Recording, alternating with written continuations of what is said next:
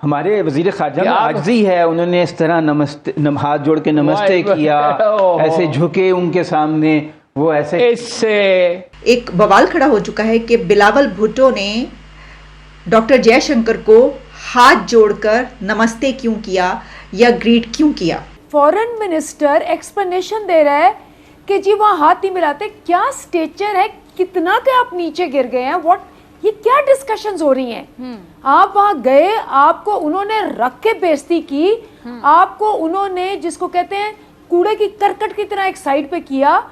मैदान जंग में दुश्मन के सामने कमजोरी का मुजाहरा करना जो है वो बुज़दिली है, इनकसारी नहीं, इनकसारी और चीज़ है। इनकसार आपका उस वक्त मुजाहरा करें जब नॉर्मल हालात हों या आप ताकतवर हों। कि ये देखो जो भारत का फॉरेन मिनिस्टर है उसने हमारे फॉरेन मिनिस्टर से हाथ तक नहीं मिलाया और ये हाथ जोड़कर उनको नमस्कार कर रहे हैं, नमस्ते कर रहे हैं।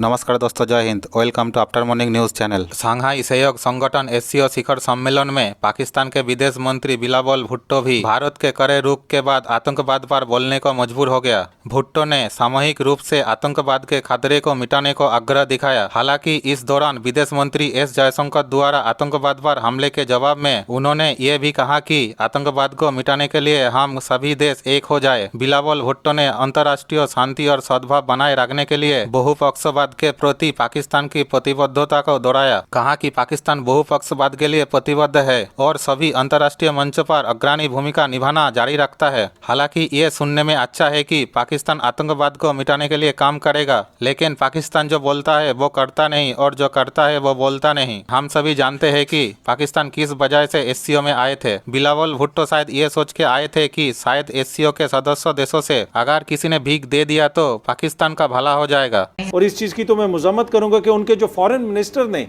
ये कहा कि जनाब ये खुदा न खास्ता दहशतगर्दी के प्रमोटर हैं या उनके स्पोक्स पर्सन हैं दहशतगर्दों के, ये कोई उन्होंने बिलावल साहब को नहीं कहा, ये पाकिस्तान के वजीर खारजा को उन्होंने टारगेट किया है और हमेशा भारत यही करता है। और इसी वजह से लोग कह रहे थे कि आपको क्या जरूरत है जाने की वहाँ पे, उन्होंने कौन सा आपके आगे वहाँ पे फूलों का हार बनाना है, उन्होंने तो यही सलूक करना। और इंडियन मीडिया ने एक तरफ तो उसका बाइकाट ही कर दिया, उसकी प्रेस कॉन्फ्रेंस का, दूसरी रेडिकूल किया। तो वजीर खारजा ने क्या बयान दिया वो आपने पढ़ा था अभी तो कुछ देर पहले। हाँ, उनके वजीर खारजा ने कहा, शंकर साहब ने, कि Pakistan is promoter of terrorism. Pakistan तो जमाना हुआ कश्मीर को भूल चुका। लोग कहते हैं वो हमारी शायरा गए, आप कहते हैं भूल चुका, नहीं शायरा गए। हाँ, लोग अपनी शायरा को भी भूल जाते हैं। अच्छा, लोग खुद को भी भूल जाते हैं। सूरह हशर की आखिरी आयत सूफिया जो पढ़ते हैं ना, बिल तमाम आखिरी हिस्सा, वो तो खैर दूसरा है। वैसे ये हासिल क्या हुआ बिलावल जरदारी के दौरे से? तौहीन। इंडियन खुश होते हैं पाकिस्तान को ह्यूमिलिएट करके। मैं इंडिया के मामले में सब लोग परेशान है ना, हमें अल्लाह के फजल से कोई परेशानी नहीं होती। हमारे मफादात का तहफ़्फ़ुज़ करेंगे हमारे वज़ीर ख़ारजा, उनके मफादात का तहफ़्फ़ुज़ करेंगे उनके वज़ीर ख़ारजा। अब मैं दोनों वज़ीर ख़ारजा के बारे में बिल्कुल 30 सेकंड में छोटी सी चीज़ बताता हूँ। जो भारत के वज़ीर ख़ारजा हैं 1977 में वो फॉरेन सर्विस में आए, चीन में वो सफ़ीर रह चुके हैं, अमेरिका में वो सफ़ीर रह चुके हैं, जो इंटरनेशनल डिप्लोमेसी है उसके वो माहिर हैं। जो जौहरी मुआहदा हुआ था, सिविलियन न्यूक्लियर जो मुआहदा हुआ था अमेरिका के साथ इंडिया का, उसमें उनका कलीदी किरदार है। रिटायरमेंट के बाद वो एक बहुत बड़ी कंपनी के इंटरनेशनल अफेयर्स के ग्लोबल हेड रहे। और दूसरी तरफ उनके मुकाबले में जो हमारे मफादात का तहफ़्फ़ुज़ करेंगे, उन्होंने ज़िंदगी में एक दिन नौकरी नहीं की, 1 रुपया नहीं कमाया, वो वज़ीर ख़ारजा बन गए क्योंकि वो जरदारी साहब के साहिबजादे हैं। ये हमारे साथ जुल्म हो रहा है। हमारे मफादात का क्या ये इक्विप्ड हैं? क्या इनके पास इतना तजर्बा है कि ये हमारे मफादात का तहफ़्फ़ुज़ कर सकें? तो ये इशू है कि दोनों अगर आप वज़ीर ख़ारजा को देखें तो ज़मीन आसमान का फ़र्क है। लेकिन आपको पता है कि यहाँ पे मेरिट पे तो कोई चीज़ होती नहीं है, इसलिए कि ये फ़लाने ख़ानदान से इसका ताल्लुक़ है, फ़लानी जमात से इसका ताल्लुक़ है। तो वही हम देख रहे हैं कि जब वो गए हैं, जब आपने इतने एक सीनियर बंदे के मुकाबले में एक 35-36 साल का नौजवान भेज दिया, तो फिर आगे से यही होना था जो हो रहा है। ठीक है जी आपका भी कमेंट में इस पे चाहूंगी, खासकर मौरूसी सियासत के हवाले से कैसा लगता है वैसे राजा साहब? जब एक बवाल खड़ा हो चुका है कि बिलावल भुट्टो ने डॉक्टर जयशंकर को हाथ जोड़कर नमस्ते क्यों किया या ग्रीट क्यों किया? कि ये देखो जो भारत का फॉरेन मिनिस्टर है उसने हमारे फॉरेन मिनिस्टर से हाथ तक नहीं मिलाया और ये हाथ जोड़कर उनको नमस्कार कर रहे हैं, नमस्ते कर रहे हैं। मुझे गिला है इंडिया के एक्सटर्नल अफेयर्स मिनिस्टर से, डॉक्टर जयशंकर साहब से, कि वो ये कह रहे हैं कि उन्होंने हमारे फॉरेन मिनिस्टर बिलावल भुट्टो को उसी तरीके से ट्रीट किया जैसे कि एक फॉरेन मिनिस्टर को किया जाना चाहिए। उनको बहुत अच्छे तरीके से रिसीव किया गया, सारा दौरा उनका बहुत अच्छा रहा, यही यहाँ पर भी कहा जा रहा है। लेकिन अगर आप नज़र रखते हो और आप नज़र भर के इस क्लिप को देखें और ज़रा ऑब्ज़र्व करें तो आपको ये नज़र आएगा कि इस क्लिप में डॉक्टर जयशंकर की बॉडी लैंग्वेज क्या है और बिलावल भुट्टो की बॉडी लैंग्वेज क्या है। इसमें हम देख सकते हैं कि इंडिया के फॉरेन मिनिस्टर खड़े हैं और बिलावल भुट्टो आते हैं तो वो भी उनको इसी तरीके से ग्रीट करते हैं हाथ जोड़ के, लेकिन दोनों में बहुत फ़र्क नज़र आता है।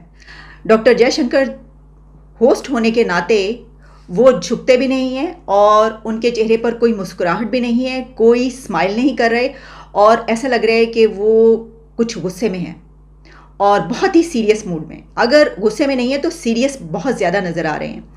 जबकि बिलावल भुट्टो जो कि एक मेहमान हैं, वो जब उनकी तरफ बढ़ते हैं तो वो अपने हाथ बांधते हैं, उनको ग्रीट करते हैं और थोड़ा सा हम देखते हैं कि बेंड होते हैं और स्माइल भी देते हैं हंसते हुए, फिर वो उनके पास जाके खड़े हो जाते हैं। लेकिन जयशंकर जिस वक्त उनको ग्रीट कर रहे हैं उस वक्त उनकी नज़रें बिलावल भुट्टो को नहीं देख रही, वो सीधा देख रहे हैं, स्ट्रेट देख रहे हैं और बिलावल भुट्टो की तरफ वो देख तक नहीं रहे।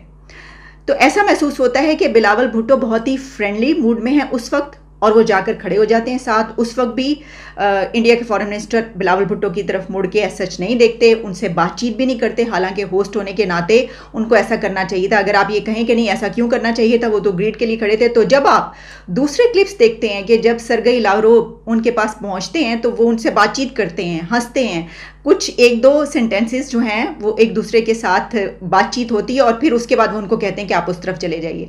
वो सबके साथ ऐसा करते हुए नज़र आ रहे हैं लेकिन और सबकी तरफ देख रहे हैं, लेकिन उन्होंने बिलावल भुट्टो के चेहरे की तरफ देखा तक नहीं। मुझे ऐसा महसूस हुआ है तो मैंने कहा कि ये तो अब देखें इसके ऊपर हम क्या कह सकते हैं। मुझे जो महसूस हुआ मैंने बात आपके सामने रख दी कि उन्होंने बाद में प्रेस कॉन्फ्रेंस करते हुए ये कहा, लेकिन ऐसा लगता है कि शायद ये वो जो एक एपिसोड थी बुचर ऑफ गुजरात वाली उसका शायद रिएक्शन है। बड़ी डिटेल में बताया, दोनों फॉरेन मिनिस्टर्स का कंपैरिजन किया, लेकिन अतर भूल गए कि उनके फॉरेन मिनिस्टर को पता है कि उसने शायद प्राइम मिनिस्टर नहीं बनना।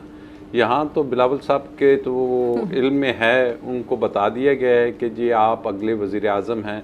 दिस इज़ सो अनफॉर्चुनेट कि हमारे मुल्क में इस वक्त ना आइन की बात हो रही है, ना पार्लिमानी डेमोक्रेसी की बात हो रही है, ना रूल ऑफ लॉ की बात हो रही है। सिर्फ ये बात हो रही है कि खान को नहीं आने देना, खान नहीं आएगा, अगला वज़ीर आज़म बिलावल है। और इनको शर्म भी नहीं आती। अभी 2.25 अरब रुपया जो है